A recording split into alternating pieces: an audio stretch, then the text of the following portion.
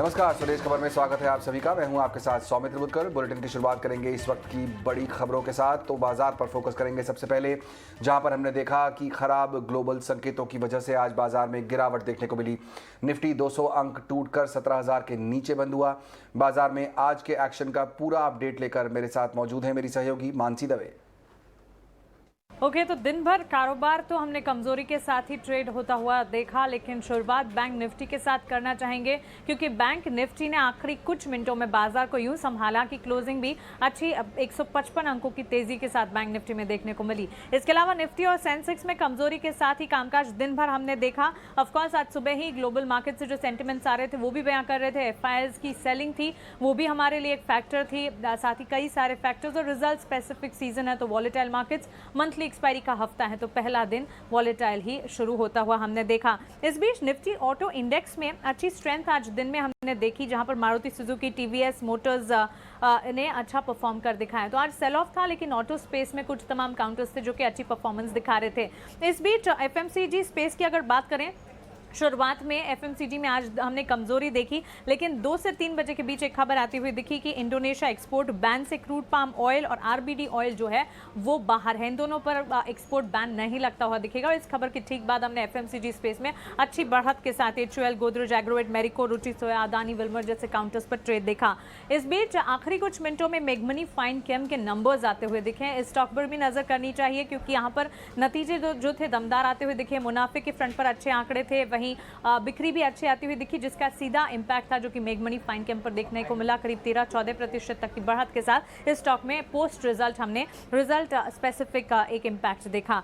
Gainers की अगर बात करें, ICICI bank, Bajaj auto, HDFC bank, Maruti Suzuki जैसे स्टॉक्स थे जो अच्छी तेजी दिखा रहे थे। और आज निफ्टी में गिरने वाले स्टॉक्स की अगर बात करें, इस सूची में Coal India, BPCL, Tata Steel, SBI Life जैसे स्टॉक्स शामिल रहे जो कि लाल निशान के साथ बिकवाली का दबाव देख रहे थे। मिड कैप गेनर्स की अगर बात करें, Adani Power, Varun Beverages, Godrej Agrovet, AB Capital जैसे स्टॉक्स इस लिस्ट में शामिल रहे।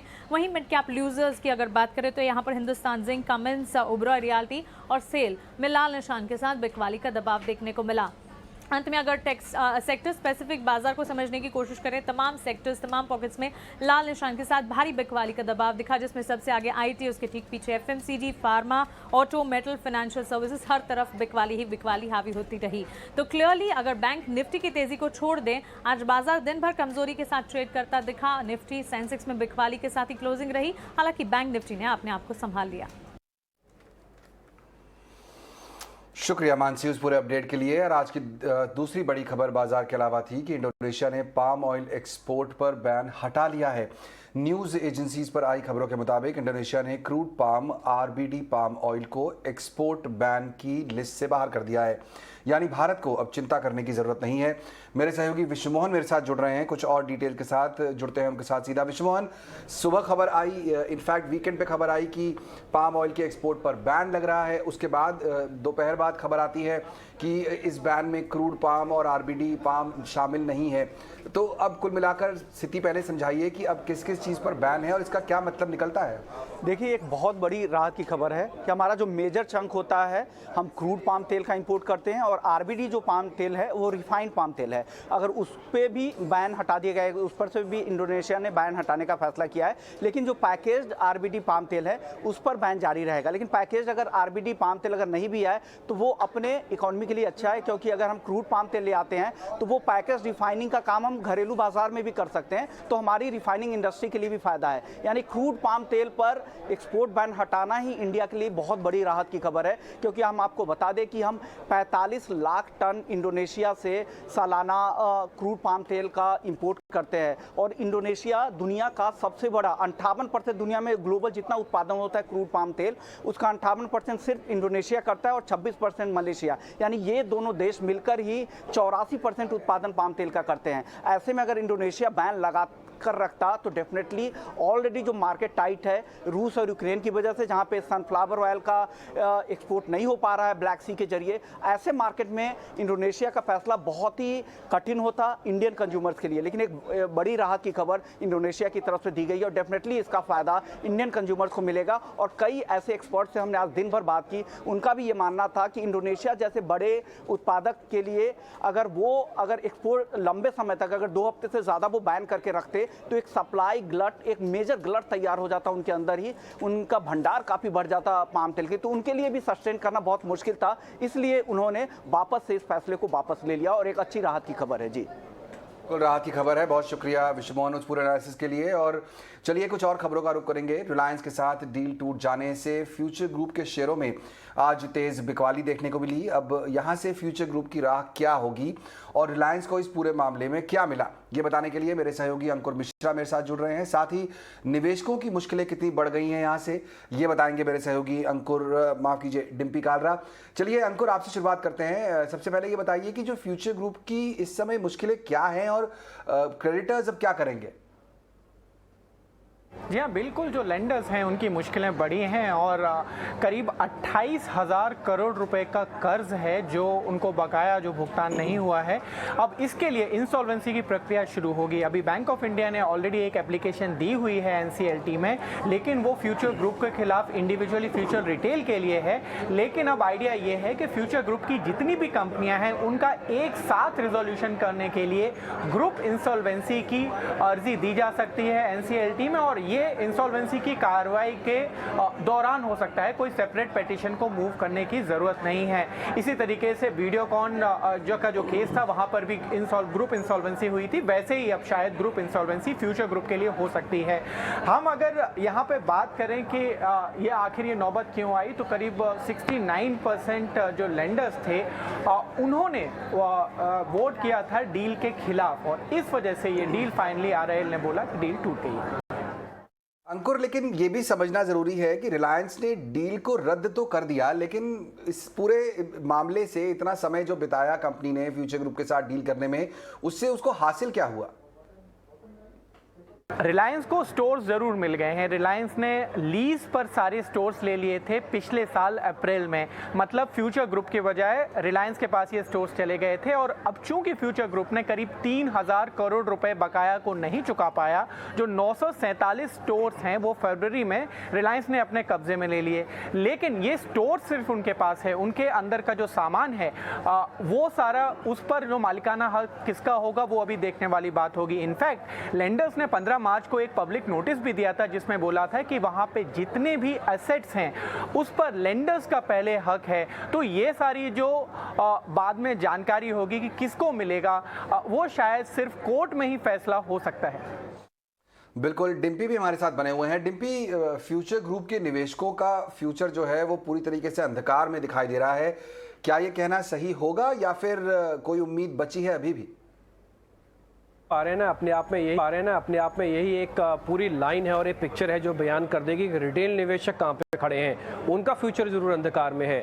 वजह आपको बता दें, जैसे दो बड़े प्लेयर्स आप खुद भी बता रहे थे, मेरे सहयोगी अंकुर, वो कह रहे हैं कि एक तरफ फ्यूचर ग्रुप है, दूसरी तरफ रिलायंस इंडस्ट्रीज है, लेकिन इन दोनों के बीच में जो खड़ा है वो रिटेल निवेशक खड़ा है।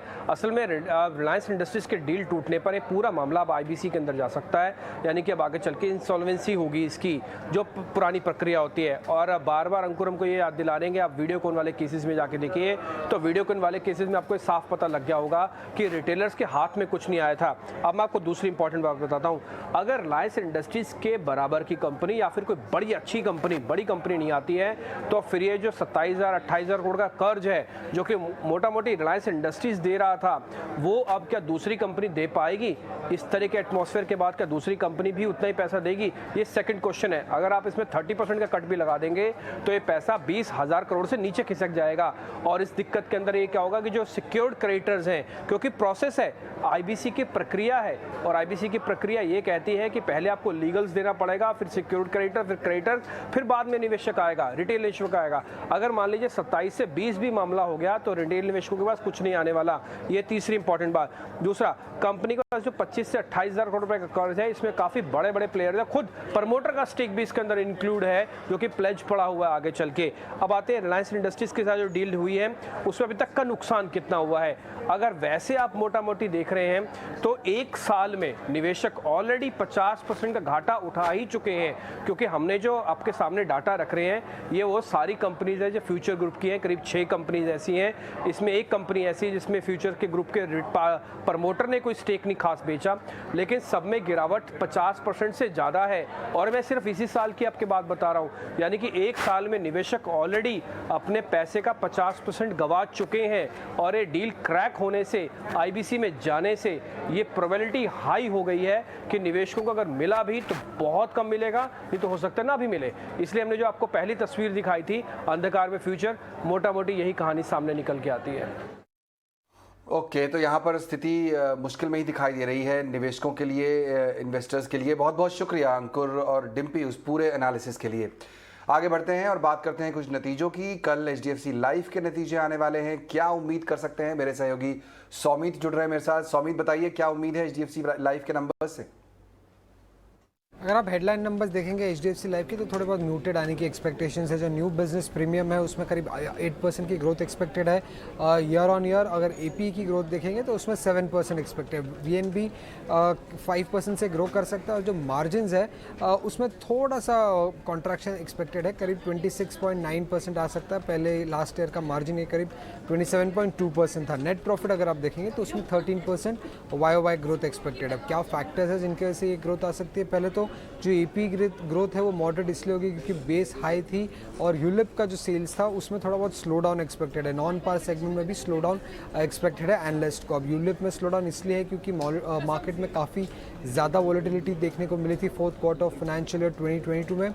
VNB ग्रोथ की अगर हम बात करें तो उसमें थोड़ा सा लो आ सकता है ये नॉर्मल APE ग्रोथ से, क्योंकि पहले तो APE ग्रोथ ही स्लोअर है और उसके साथ मार्जिन्स में भी थोड़ा बहुत कॉन्ट्रैक्शन देखने को मिल रहा है। इसी कारण जो APE ग्रोथ है वो लोअर देन VNB ग्रोथ है वो लोअर हो सकता है। मार्जिन्स में अगर ईयर ऑन ईयर हम देखते तो भले ही हमें कॉन्ट्रैक्शन दिख रहा है, बट क्यू ऑन क्यू अगर हम देखें तो थोड़ा बहुत एक इम्प्रूवमेंट देखने को मिल सकता है, क्योंकि यूलिप का कंट्रीब्यूशन फोर्थ क्वार्टर में कम होगा और एफिशिएंसी गेन्स के कारण।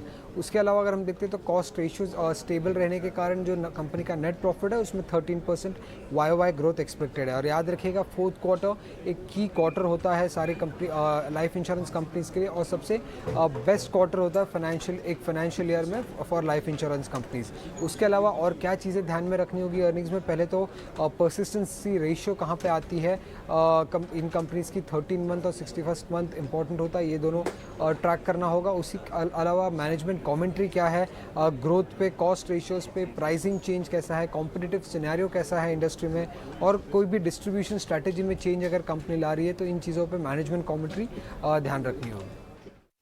शुक्रिया सौमित। तो कल इंतजार रहेगा HDFC लाइफ के नंबर्स का। साथ ही साथ कल निफ्टी की एक और कंपनी बजाज फाइनेंस के भी नंबर्स आने वाले हैं, वहां क्या उम्मीद कर सकते हैं? मेरे सहयोगी हर्ष अब जुड़ रहे हैं हमारे साथ। हर्ष, बताइए। बजाज फाइनेंस अपने Q4 FY22 के नंबर्स डिस्क्लोज करेगा और हम देखते हैं कि ब्रॉडली स्ट्रीट का एक्सपेक्टेशंस क्या है। नेट इंटरेस्ट इनकम नंबर 33% से ईयर ऑन ईयर बेसिस पे बढ़ेगा। अब 5100 करोड़ के तकरीबन आसपास वो नेट इंटरेस्ट इनकम का नंबर आएगा।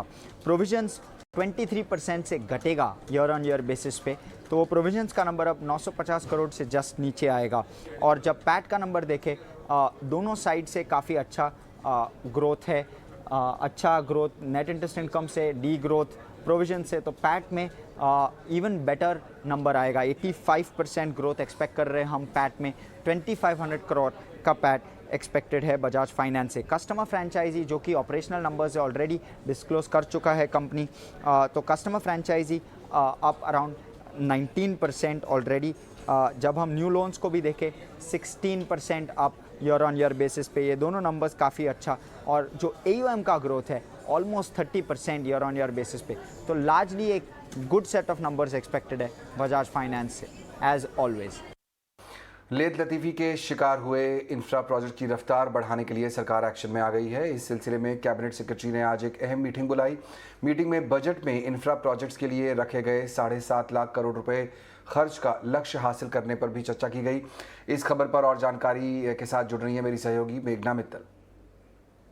जी बिल्कुल, हम जानते हैं कि इंफ्रास्ट्रक्चर जो है नरेंद्र मोदी लेड गवर्नमेंट का हमेशा से टाइम फोकस रहा है।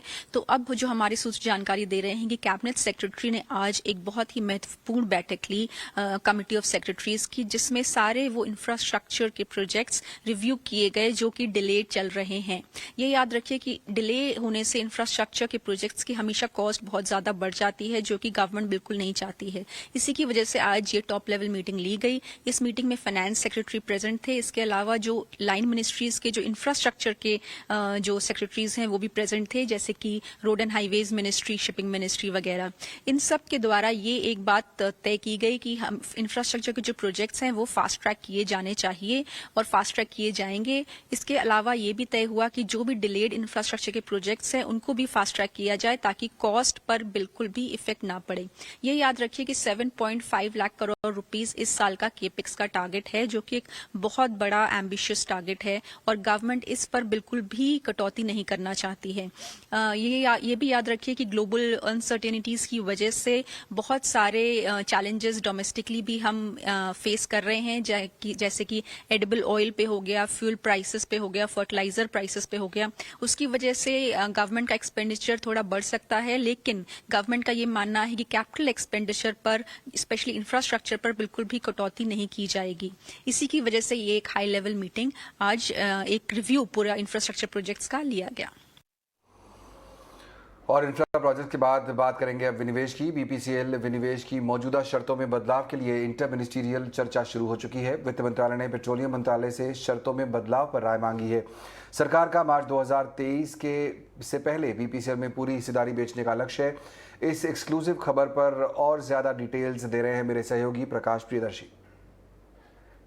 देखिए, सूत्रों के हवाले से जो जानकारी हमें मिल रही है उसके हिसाब से सरकार ने बीपीसीएल के विनिवेश की प्रक्रिया को रफ्तार देने के लिए मौजूदा हालात में जो उसके टर्म्स एंड कंडीशंस हैं उसमें बदलाव की तैयारी जो है वो शुरू कर दी है। सूत्र हमें बता रहे हैं कि वित्त मंत्रालय ने पेट्रोलियम मंत्रालय से उसकी राय मांगी है कि मौजूदा परिदृश्य में किस किस तरह के बदलाव मौजूदा टर्म्स एंड कंडीशंस में किए जा सकते हैं। दरअसल सरकार बीपीसीएल की विनिवेश की प्रक्रिया को वित्त वर्ष 2023 में पूरा करना चाहती है, लेकिन जो मौजूदा हालात उभर कर आए हैं उसकी वजह से कई तरह की रुकावटें जो हैं वो रास्ते में आ रही है।